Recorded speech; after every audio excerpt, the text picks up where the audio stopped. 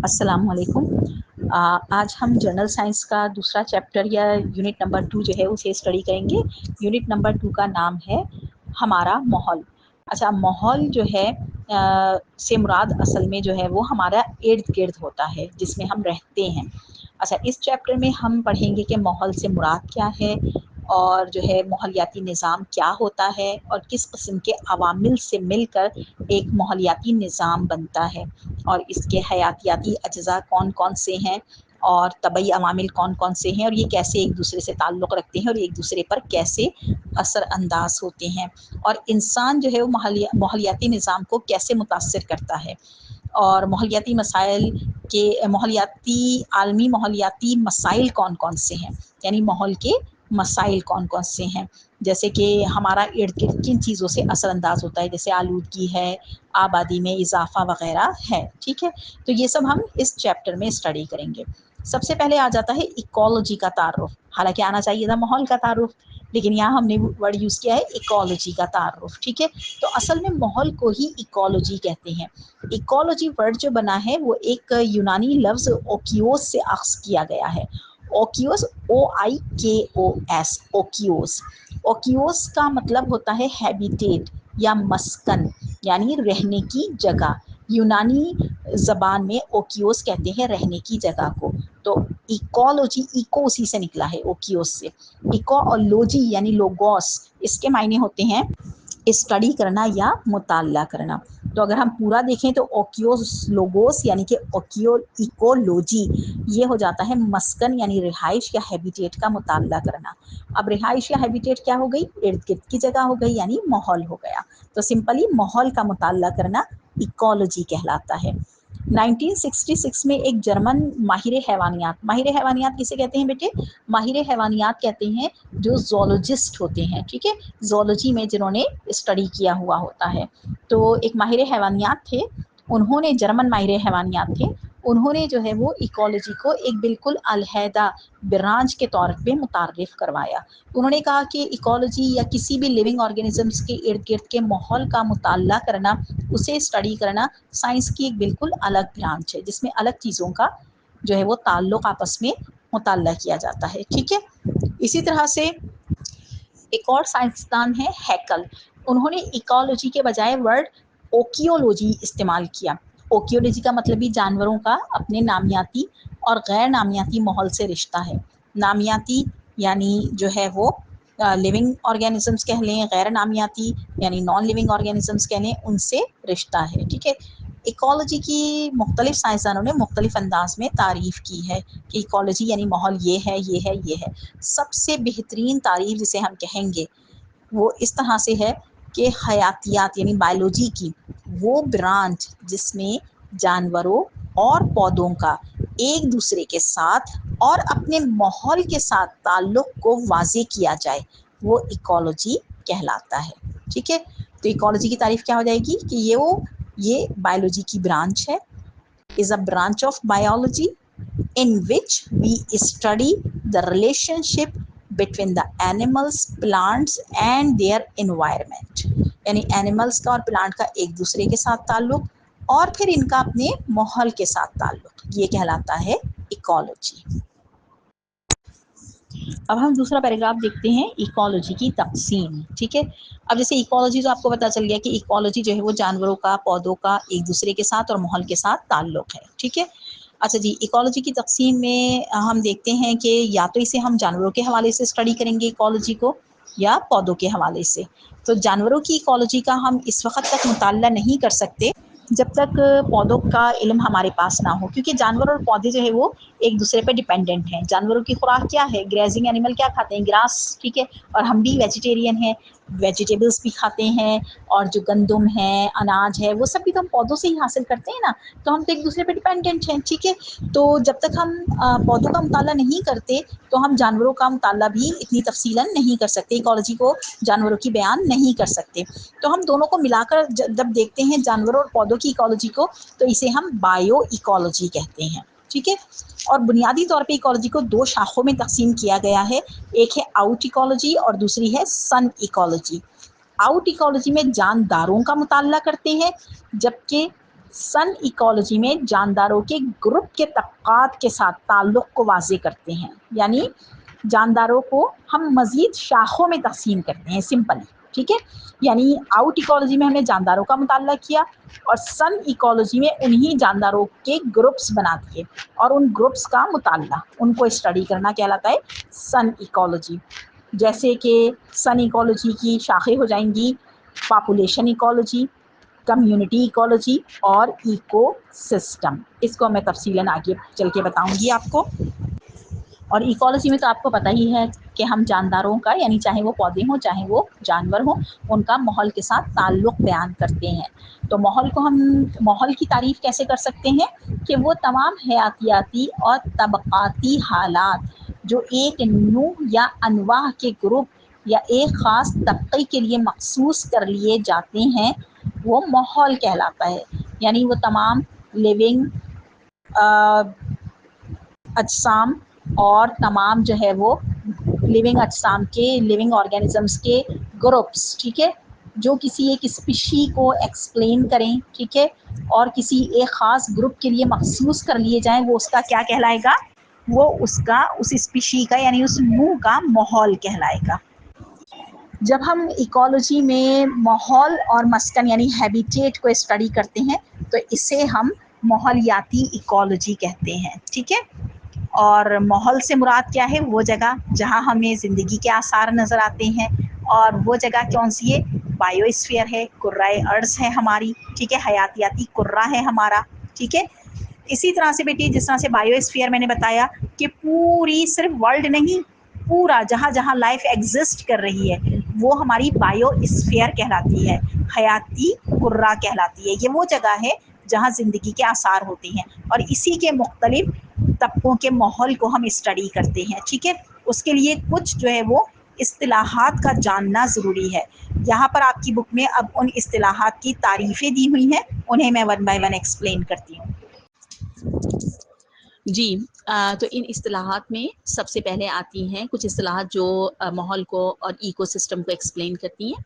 पहली इस्तिलाह है स्पीशी यानी नूह, दूसरी इस्तिलाह है हैबिटेट यानी मस्कन, तीसरी इस्तिलाह है आबादी यानी पॉपुलेशन। ये ट्रम कहलाती हैं, ट्रमनोलॉजीज़ हैं ये, ठीक है। इस्तिलाहात का मतलब होता है ट्रमनोलॉजीज़। चौथी है कम्युनिटी, ठीक है। अच्छा, पहली इस्तिलाह और लास्ट है इकोसिस्टम। पहली इस्तिलाह जो है यानी टर्मिनोलॉजी जो है वो स्पीशी है। स्पीशी हम किसे कहते हैं, ये जानदारों का एक ग्रोह होता है जो एक दूसरे से बहुत ज़्यादा मुशाबिह यानी बिल्कुल एक जैसे होते हैं और आपस में रिप्रोडक्शन कर सकते हैं और आगे नस्ल को बढ़ा सकते हैं, ठीक है। और इनकी ज़रूरियाती ज़िंदगी भी बिल्कुल एक जैसी होती हैं। जैसे तमाम इंसान एक स्पीशी हैं, तमाम कैट्स एक स्पीशी हैं, तमाम डॉग्स, काफ़ी सारे डॉग्स हैं, 100 डॉग्स, ठीक है, और 100 कैट्स एक जगह मौजूद हैं, ठीक है। तो डॉग्स का ग्रुप जो है वो डॉग्स की स्पीशी कहलाएगा, कैट्स का ग्रुप जो है वो कैट्स की स्पीशी कहलाएगा, ठीक है। तो क्योंकि कैट्स सारी बिल्कुल एक जैसी हैं, उनकी ज़रूरियात भी बिल्कुल एक जैसी हैं, वो आगे नस्ल भी बढ़ा सकती हैं, और इसी तरह से डॉग्स जो हैं वो एक स्पीशी हैं, ठीक है। तो इनकी ज़रूरियाती ज़िंदगी जैसे खुराक वग़ैरह, रहने की जगह, ये सब एक जैसी होती हैं। तो इनके लिए, इन चीज़ों के लिए ये क्या करते हैं, एक दूसरे से कम्पीट करते हैं, कॉम्पिटिशन करते हैं हुसूल के लिए। फॉर एग्ज़ाम्पल अगर 10 कैट्स हैं एक जगह पर और ग़िज़ा जो है वो 5 कैट्स के लिए अवेलेबल है, 5 के लिए नहीं है, तो वो आपस में क्या करेंगी, कम्पीट करेंगी यानी मुकाबला करेंगी और उसे हासिल करने की कोशिश करेंगी, ठीक है। तो ये कॉम्पिटिशन जो है वो स्पीशी में जारी रहता है अपनी ज़रूरियात के लिए, ठीक है। दूसरा जो है टर्मिनोलॉजी, दूसरी हैबिटेट है, मस्कन यानी रिहाइश की जगह, ठीक है। वो माहौल जिसमें कोई भी स्पीशी रहती है वो उनकी हैबिटेट कहलाती है या मस्कन कहलाता है। जैसे कुछ जानदार जो हैं वो प्लेन एरिया में रहते हैं, मैदानी इलाकों में रहते हैं, तो मैदानी इलाके या प्लेन एरिया उनका मस्कन या उनकी हैबिटेट हो गई। कुछ जो है आपको पता है पानी में रहने वाले जो है वो जानदार हैं, चाहे वो पौधे हों चाहे वो जानवर हों, सही है। तो वो पानी या वाटर जो है वो चाहे वो सी वाटर हो, समंदरी पानी हो या दरियाई पानी हो, वो उनका मस्कन या उनकी हैबिटेट है।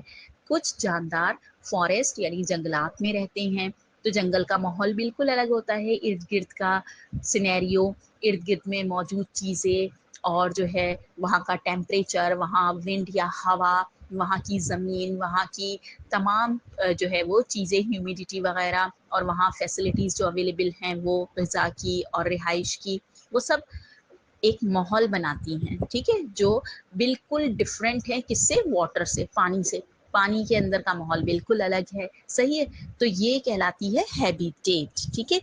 تو اینیملز یا پلانٹ جس جگہ پر موجود ہوتے ہیں ان کے ارد گرد کا ماحول اور ان کے رہائش کی وہ جگہ، وہ ان کا مسکن یا جو ہے وہ ہیبیٹیٹ کہلاتی ہے۔ جس طرح سے ایک کم گہری، ٹھنڈی اور تیز بہتے ہوئے پانی کی ندی ہے، وہ کس کا مسکن ہے؟ وہ ٹراؤٹ فش کا مسکن ہے، ٹھیک ہے، یعنی کہ وہ ندی جس کو ہم جو ہے وہ لیک یا جھیل بھی کہہ سکتے ہیں، وہ ان کا مسکن ہے۔ اسی طرح سے لکڑی کی گیلی سطح جو گل سڑ رہی ہو، اس کے اندر کون ہوتے ہیں؟ فنجائی وغیرہ، مائکرو آرگینزمز وغیرہ، ٹھیک ہے، پتنگے وغیرہ وہاں پر اپنا گھر بنا لیتے ہیں، کیونکہ وہ ماحول، وہ جگہ ان کا جو ہے وہ مثالی مسکن یعنی ان کا آئیڈیل ہیبیٹیٹ ہوتی ہے، بیسٹ پلیس ہوتی ہے ان کی افزائش کے لیے، ان کی رہائش کے لیے، ٹھیک ہے۔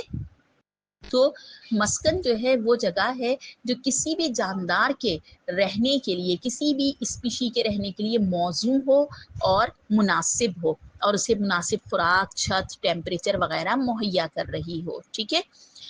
اور جو ہے اگر مسکن کے کسی حصے میں کوئی جاندار رہتا ہے تو اس میں کوئی گڑبڑ ہو سکتی ہے، تو وہ ہیبیٹیٹ ڈسٹرکشن یعنی مسکن کی تباہی کہلاتی ہے، ٹھیک ہے، اگر وہاں پر کوئی دوسرا جاندار کوئی ایکٹیویٹی شروع کر دے، جیسے کہ فارسٹ جنگلات ہیں، جنگلات جو ہیں وہ وائلڈ اینیملز یا جنگلی جانوروں کا مسکن ہے اور بہترین مثالی جو ہے وہ ہیبیٹیٹ ہے ان کے لیے، وہ وہاں آرام سے رہتے ہیں، لیکن انسان ان کی کٹائی کر رہا ہے اپنی آسانی کے لیے، اپنی فیکٹریز بنانے کے لیے، گھر بنانے کے لیے، رہائشی پلاٹس بنانے کے لیے، اور جو ہے وہ لکڑی اور ووڈ حاصل کرنے کے لیے، ٹھیک ہے، تو جنگلات کو تباہ کر رہا ہے۔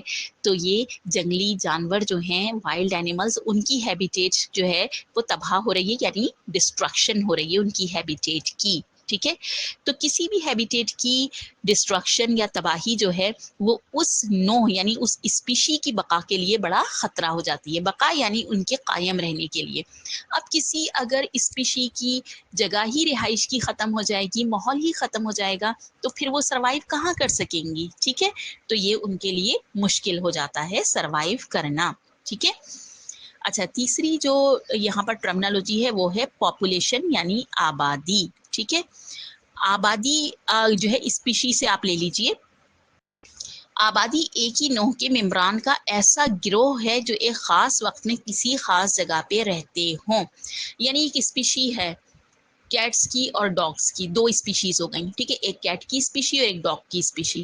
اب بہت ساری کیٹس ایک جگہ پر رہ رہی ہیں، ٹھیک ہے، تو کیٹس کی ساری تعداد مل کر ایک گروہ بنا رہی ہے نا، گروپ، تو یہ پورا گروپ جو ایک جگہ پہ رہ رہا ہے وہ اس جگہ کی کیا کہلائے گا؟ پاپولیشن، ٹھیک ہے۔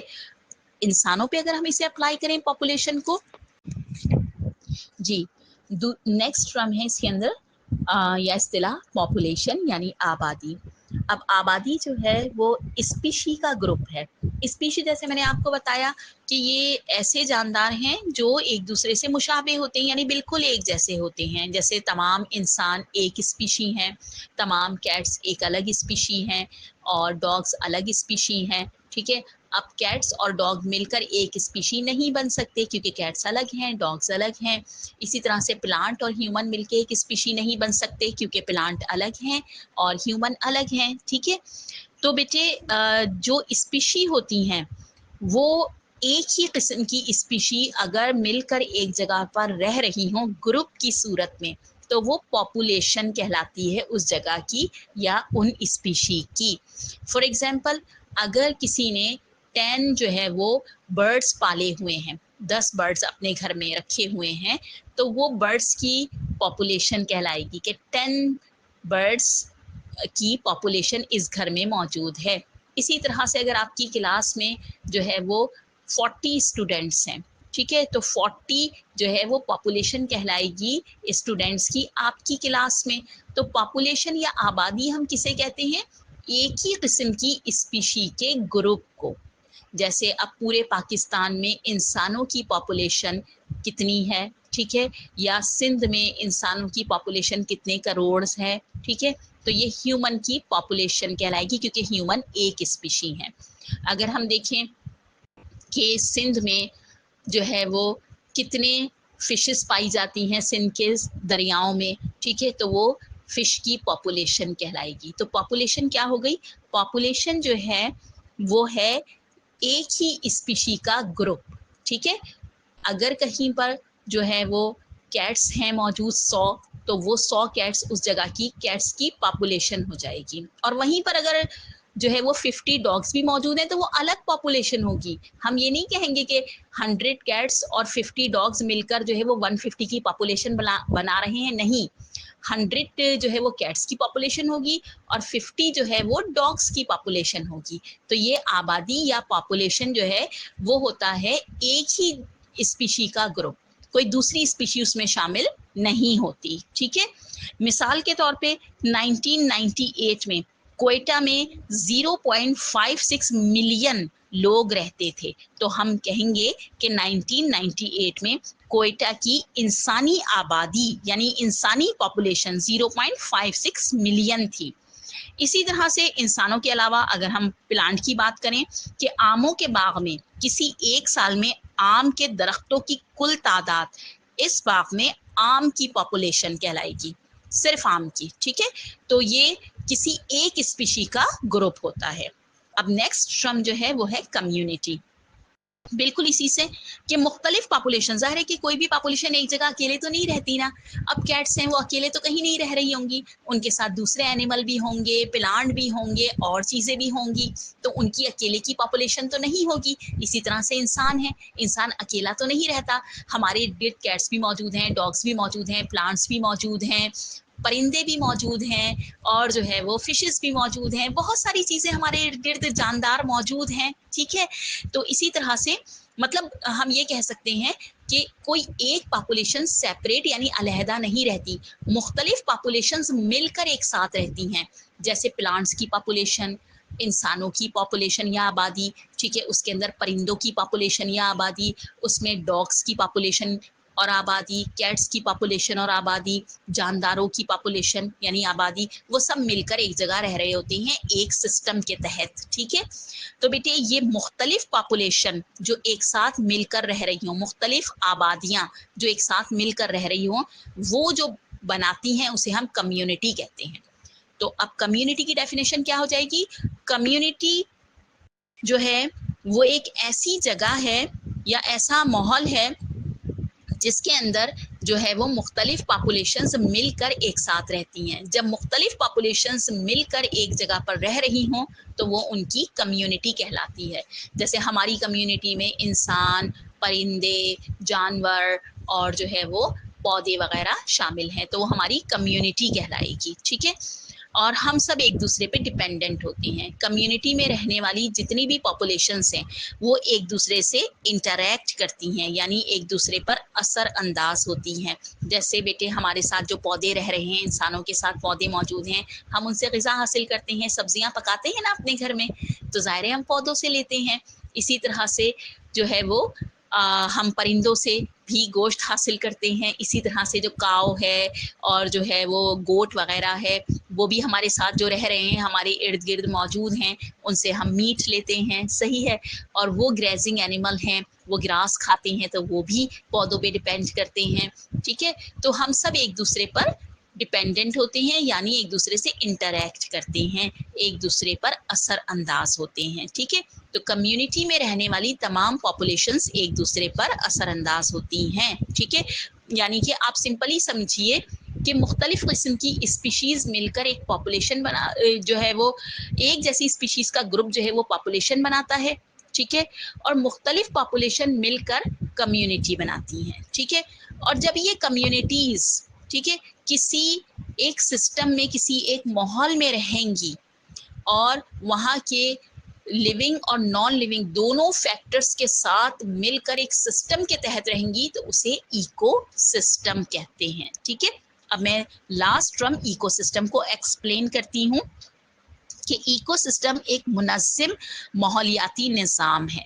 ठीक है, मुनज़्ज़म माहौलियाती निज़ाम का मतलब क्या हुआ कि देखिए, एक माहौल है, एक इन्वायरमेंट है, उसके अंदर कुछ कम्युनिटीज़ रह रही हैं, यानी एक पॉपुलेशन जो है वो एनिमल्स की है, एक पॉपुलेशन बर्ड्स की है, एक पॉपुलेशन जो है वो ह्यूमन की है, एक पॉपुलेशन प्लांट की है, वो सब मिलकर एक कम्युनिटी बनाए हुए हैं। अब इस कम्युनिटी में ये सब एक दूसरे पर डिपेंडेंट है, एक दूसरे पर असरअंदाज हो रहे हैं। इसी तरह से यहाँ पर जो है वो कुछ गैर जानदार जो है वो अवामिल हैं, फैक्टर्स हैं, जैसे सनलाइट है, सूरज की रोशनी, वो सबको चाहिए, पानी वाटर वो सबको चाहिए, फायर आग वो सबको चाहिए। ठीक है, टेम्परेचर, दर्जा हरारत, नमी, यानी ये सारी चीज़ें, ये सब क्या है, गैर जानदार। लेकिन ये सब जानदारों की बका के लिए, जानदारों के कायम रहने के लिए ज़रूरी हैं। तो ये सारी नॉन लिविंग फैक्टर्स भी, यानी गैर जानदार अवामिल भी जानदारों को चाहिए, यानी उनका उस कम्युनिटी को चाहिए। ठीक है, तो जानदारों और बेजान अजसाम का आपस में एक मजमुआ जो है, रैंडम कलेक्शन, यानी तबई अवामिल का मजमुआ, ठीक है, एक मुनज़्ज़म या ऑर्गेनाइज मजमुआ जो है वो कहलाता है इकोसिस्टम। ठीक है, यानी इसके तमाम हिस्सों में, इकोसिस्टम के तमाम हिस्सों में एक तवाज़ुन जो है वो मौजूद होता है। इसमें हम इकोसिस्टम को जब हम स्टडी करते हैं तो स्टेप बाय स्टेप करते हैं, यानी पहले स्पीशीज़ को देखेंगे, फिर उसकी जो है वो पॉपुलेशन को देखेंगे, फिर कम्युनिटीज़ को देखेंगे, फिर गैर जानदार का अवामिल का, जो वहाँ पानी है, सोर्स ऑफ वाटर है, सोर्स ऑफ लाइट है, सोर्स ऑफ टेम्परेचर है, यानी कि हरारत का जो मनबे है, जो सनलाइट है। ठीक है, और लाइट का मनबे भी सनलाइट ही है। पानी, वाटर, मीठा पानी अलग है, खारा पानी अलग है, रिहाइश की जगह, हैबिटेट, वो सब, ये सब क्या है, नॉन लिविंग। सॉइल यानी ज़मीन, ठीक है, ये सब है नॉन लिविंग, वो फैक्टर्स हैं। और मुख्तलिफ कम्युनिटीज़ हैं, उनका आपस में इंटरेक्शन और आपस में ताल्लुक, ये सब मिलकर क्या बनाता है, एक सिस्टम, उसे हम कहते हैं इकोसिस्टम। इकोसिस्टम भी मुख्तलिफ तरह का होता है, जैसे अगर हम पानी में रहने वाली पॉपुलेशंस और कम्युनिटीज़ के इकोसिस्टम को स्टडी करें तो वहाँ पानी इर्द गिर्द मौजूद है और बहुत ज़्यादा तादाद में है, टेम्परेचर भी वहाँ का अलग है, सनलाइट भी वहाँ पर जो है वो थोड़ी कम जाती है, तो वहाँ का माहौल, और वहाँ प्लांट्स भी अलग तरह के हैं जिन्हें हम आबी पौधे कहते हैं, वाटर प्लांट्स कहते हैं, और वहाँ पर एनिमल्स भी अलग तरह के हैं जो है वो वाटर लिविंग एनिमल, यानी कि आबी जानदार कहलाते हैं, वो सब वहाँ मौजूद हैं। ठीक है, तो जबकि इसके मुकाबले में अगर हम ज़मीन पर देखें तो ज़मीन पर जो है वो पानी कम है, इर्द गिर्द, बिल्कुल हमारे इर्द गिर्द तो पानी ऐसे मौजूद नहीं है। ठीक है, आबी बुखारात यानी कि वाटर वेपर्स की सूरत में, नमी की सूरत में अलबत्ता मौजूद है, वाटर की थोड़ी शॉर्टेज है, लेकिन सॉइल है।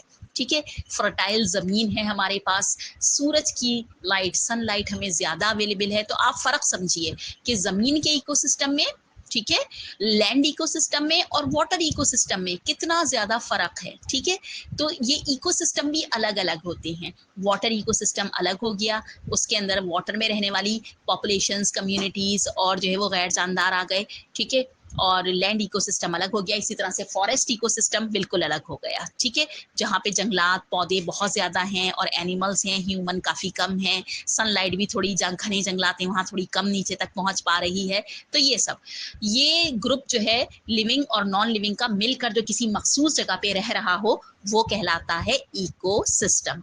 तो बेटे ये थी तमाम टर्मिनोलॉजीज जो आपको जो है वो हमारा माहौल चैप्टर में एक्सप्लेन की गई हैं। ठीक है, इन तमाम टर्मिनोलॉजीज़ के बाद, जैसे स्पीशी, कम्युनिटी, हैबिटेट और इकोसिस्टम, इनके बाद आता है बायोस्फीयर, द बायोस्फीयर। बायोस्फीयर से मुराद क्या है? बायोस्फीयर एक ग्लोबल माहौलियाती निज़ाम है। ग्लोबल माहौलियाती निज़ाम यानी जो हमारे कुर्राए अर्थ पर मौजूद तमाम कम्युनिटीज़ और इकोसिस्टम जितने भी हैं, मैंने बताया ना शुरू में कि हमारे कुर्राए अर्थ पे, कुर्राए अर्थ से मुराद पूरी दुनिया, बल्कि पूरी वर्ल्ड है। ठीक है, ये पूरी दुनिया है। ग्लोब पे जो वर्ल्ड मैप पर आपको पूरा वर्ल्ड नज़र आता है वो कुर्राए अर्ज़ कहलाता है, क्योंकि आपको पता है कि ज़मीन जो है वो اسفیئر کی صورت میں ہے, ایک کرے کی صورت میں ہے, تو یہ بایو اسفیئر کہلاتی ہے کیونکہ اس پر لائف موجود ہے, زندگی. بایو مینس لائف اور اسفیئر مینس اسفیئر, کرہ. ٹھیک ہے, تو کرۂ ارض پہ زمین پر آپ کو ابھی ہم نے بتایا کہ مختلف پاپولیشنز اور مختلف کمیونٹیز اور مختلف ایکو سسٹم موجود ہیں. جیسے ایکو سسٹم میں آپ کا آ گیا واٹر ایکو سسٹم, یعنی لینڈ ایکو سسٹم, زمینی ایکو سسٹم, پانی میں موجود ایکو سسٹم, اور پانی میں بھی مختلف طرح کے ایکو سسٹم ہیں. میرین ایکو سسٹم الگ ہے سمندر کا, اور جو ہے وہ فریش واٹر ایکو سسٹم یعنی دریا کا, پونڈ کا, جھیلوں کا, تالاب کا, یہ الگ ایکو سسٹم ہے. اسی طرح سے زمین پر بھی مختلف طرح کے ایکو سسٹم ہے. پلین ایریا کا ایکو سسٹم الگ ہے, ہل ایریا اور ماؤنٹینس ایریا کا ایکو سسٹم الگ ہے, اور جو ہے وہ فارسٹ کا, جنگلات کا ایکو سسٹم الگ ہے.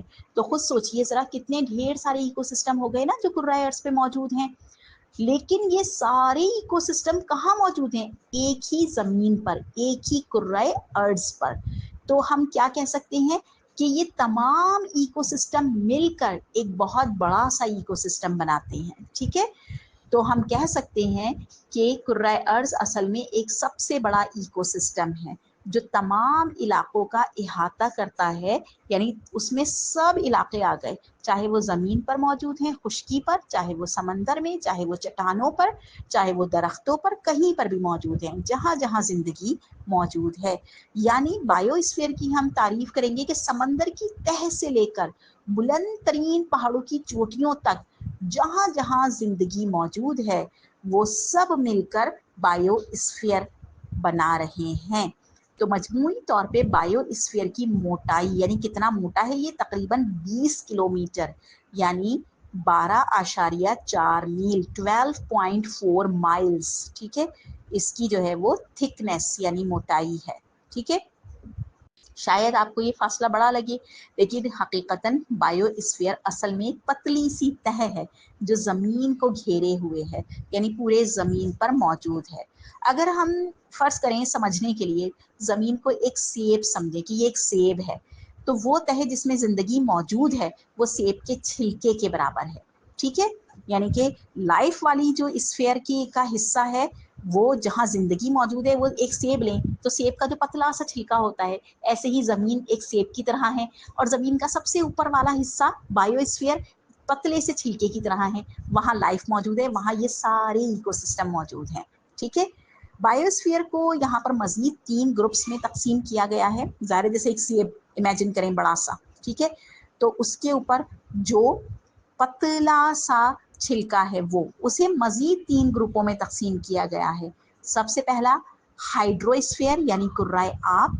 میں نے جیسے بتایا وہ تمام ایکو سسٹم جو پانی میں موجود ہیں وہ اس حصے میں آ جائیں گے, یعنی جہاں جہاں پانی موجود ہے, چاہے وہ تازہ پانی ہو یعنی میٹھا پانی جو دریا کا پانی ہے, جھیلوں کا, تالابوں کا, یا سمندری پانی, دونوں پانی اس میں شامل ہیں. تو واٹر میں جتنے بھی ایکو سسٹم یا جو لائف پائی جا رہی ہے یا واٹر جہاں جہاں موجود ہے, اسفیئر کا وہ حصہ ہائیڈرو اسفیئر کہلاتا ہے. اس کے بعد دوسرا آ جاتا ہے لیتھو اسفیئر. لیتھو اسفیئر کو اردو میں کہتے ہیں ٹھوس کرہ, یعنی جہاں جہاں خشکی موجود ہے, لینڈ ایریا. ٹھیک ہے, چاہے وہ فارسٹ کا ہو, چاہے وہ ماؤنٹینس پہاڑوں کا ہو, یا جنگلات کا ہو, یا جو ہے وہ میدانی علاقہ ہو, یعنی جو ہے وہ پلین ایریا ہو, سب اس میں آ جاتے ہیں. یہ کہلاتا ہے ٹھوس کرہ یعنی لیتھو اسفیئر. تیسرا اسفیئر کا حصہ جو ہے وہ کرۂ ہوائی یا فضا یعنی ایٹماسفیئر کہلاتی ہے. ٹھیک ہے, جو ہمارے گرد ہواؤں کا ایک غلاف ہے, گیسوں کا غلاف ہے. کرۂ ہوائی یا فضا میں مختلف اقسام کی گیسیں پائی جاتی ہیں. یہاں کوئی واٹر نہیں ہے, یہاں کوئی لینڈ نہیں ہے, یعنی خشکی اور پانی نہیں بلکہ گیسیں موجود ہیں. ٹھیک ہے, جو ہمارے ارد گرد ہوا ہے, ہوا کا غلاف, اور اس سے اوپر جتنی بھی گیسز ہیں, نائٹروجن, آکسیجن, سلفر, کاربن ڈائی آکسائڈ, واٹر, جتنی بھی گیسز ہیں, ٹھیک ہے, یہ سب جو ہے وہ کیا کہلاتی ہیں؟ کرۂ ہوائی یا فضا. تو بیٹے بایو اسفیئر کو ہم نے کتنے گروپ میں تقسیم کیا؟ 3 گروپس میں, ہائیڈرو اسفیئر, لیتھو اسفیئر اور ایٹماسفیئر. ٹھیک ہے, اور بایو اسفیئر ہے کیا بذات خود؟ یہ تمام کمیونٹیز اور ایکو سسٹم جہاں موجود ہیں، یعنی جہاں جہاں کرۂ ارض پہ زندگی موجود ہے، وہ تمام علاقے بایو اسفیئر کہلاتے ہیں. ٹھیک ہے. اس کے بعد جو ہے وہ ایٹماسفیئر یعنی کرۂ ہوائی کو جو ہے وہ ایکسپلین کیا گیا ہے. اس کو نیکسٹ میں بتاتے ہیں. جی نیکسٹ ٹاپک ہے ہمارا کمپوزیشن آف ایٹماسفیئر یعنی کرۂ ہوائی کی ترکیب. یعنی اس میں ترکیب سے مراد یہ ہوتا ہے کہ کیا کیا چیزیں کرۂ ہوائی میں پائی جاتی ہیں. جیسے میں نے ابھی آپ کو بتایا کہ اصل میں کرۂ ہوائی یا ایٹماسفیئر جو ہے وہ گیسز کا مکسچر ہے. ٹھیک ہے. تو اس میں بہت ساری گیسز شامل ہوتی ہیں. اچھا تقریباً 78% نائٹروجن ہوتی ہے اور 21% آکسیجن. اور بھی بہت ساری گیسز ہیں لیکن وہ مائنر کوانٹٹی میں ہیں. باقی جو حصہ ہے وہ 1% آبی بخارات یعنی واٹر ویپرز ہوتے ہیں. اور جو معمولی مقدار میں گیسیں پائی جاتی ہیں نا، ان میں کاربن ڈائی آکسائڈ ہے، ہائیڈروجن ہے، آرگان ہے، ہیلیم ہے اور اوزون وغیرہ ہیں. ٹھیک ہے. اچھا جی، یہ ہمارا نظام شمسی میں زمین جو ہے وہ واحد سیارہ ہے جہاں جو ہے وہ آکسیجن اور آبی بخارات آزادانہ حالت میں پائے جاتے ہیں تاکہ جاندار جو ہے وہ آکسیجن سے سانس لے سکیں، آکسیجن کو سانس لیتے ہوئے استعمال کر سکیں. اس کے علاوہ جو کاربن ڈائی آکسائڈ ہے نا، وہ مائنر گیسز میں آتی ہے یعنی معمولی مقدار میں پائی جانے والی گیسز میں. تو کاربن ڈائی آکسائڈ جو ہے اس کا تناسب یعنی مقدار کے یا ریشو کے لحاظ سے وہ صرف 0.04% جو ہے وہ ایٹماسفیئر میں موجود ہے. لیکن اتنی کم کوانٹٹی میں موجود ہونے کے باوجود کاربن ڈائی آکسائڈ زندگی کے لیے بہت ضروری ہے، کیونکہ پودے جو ہے فوٹوسینتھیسس کا یعنی ضیائی تالیف کے عمل سے جو اپنی غذا بناتے ہیں، خوراک تیار کرتے ہیں، اس میں جو سب سے امپورٹنٹ گیس چاہیے ہوتی ہے وہ کاربن ڈائی آکسائڈ ہی ہے. ٹھیک ہے. اس کے علاوہ جلنے کے عمل میں اور زمین کا جو ہے وہ ٹیمپریچر برقرار رکھنے کے لیے بھی کاربن ڈائی آکسائڈ بہت زیادہ اہم کردار ادا کرتی ہے. ٹھیک ہے. اور یہ پیدا ہوتی ہے سانس لینے کے ذریعے اور جلنے کے عمل سے. سانس لینے کے ذریعے کیسے کہ ہم جو ہے انہیل جو کرتے ہیں، اندر جب سانس لیتے ہیں تو ساری ہوا اندر جاتی ہے، وہاں آکسیجن تو ہمارے بلڈ کا حصہ بن جاتی ہے تمام جانداروں کی جو سانس لیتے ہیں. کاربن ڈائی آکسائڈ اور دوسری گیسز جو ہے وہ فضا میں آ جاتی ہیں. اس کے علاوہ بھی کاربن ڈائی آکسائڈ جو ہے جو ہمارے جسم میں کیمیکل ری ایکشن کے طور پہ اور جانداروں کے جسم میں بن رہی ہے، وہ بھی جب ہم ایکسہیل یعنی سانس باہر پھینکتے ہیں، سانس باہر نکالتے ہیں تو اس میں کاربن ڈائی آکسائڈ بھی باہر آ جاتی ہے. تو اس طرح سے ایٹماسفیئر میں کاربن ڈائی آکسائڈ کا ریشو جو ہے وہ تناسب میں رہتا ہے، 0.04% ہی رہتا ہے. ٹھیک ہے. اس کے علاوہ انسان کی جتنی بھی سرگرمیاں ہیں یعنی جو ایکٹیویٹیز ہیں، ان کے نتیجے میں کرۂ ہوائی یعنی ایٹماسفیئر میں کاربن ڈائی آکسائڈ کے بڑھ جانے کا اندیشہ ہوتا ہے، کیونکہ کاربن ڈائی آکسائڈ ایک ٹاکسک گیس بھی ہے اور ایک نقصان دہ گیس بھی ہے.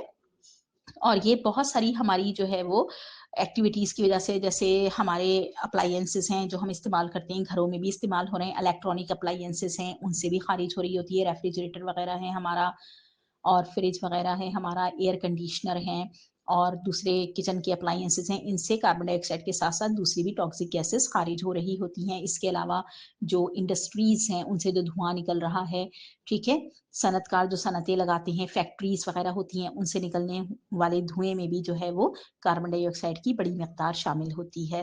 تو کاربن ڈائی آکسائڈ فضا میں زیادہ ہونے کا اندیشہ ہوتا ہے، جس کی وجہ سے، جس کو ہم آلودگی یا پالوشن کہتے ہیں.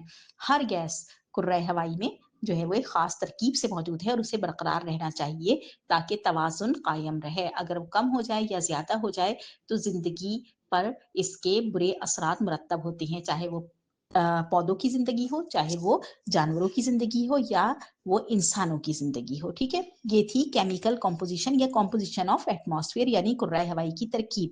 یعنی اس میں گیسز موجود ہیں اور 1% آبی بخارات ہیں اور 78% نائٹروجن ہے، 21% آکسیجن ہے، باقی میں معمولی مقدار میں کاربن ڈائی آکسائڈ، ہائیڈروجن، آرگن، ہیلیم اور اوزون وغیرہ شامل ہیں.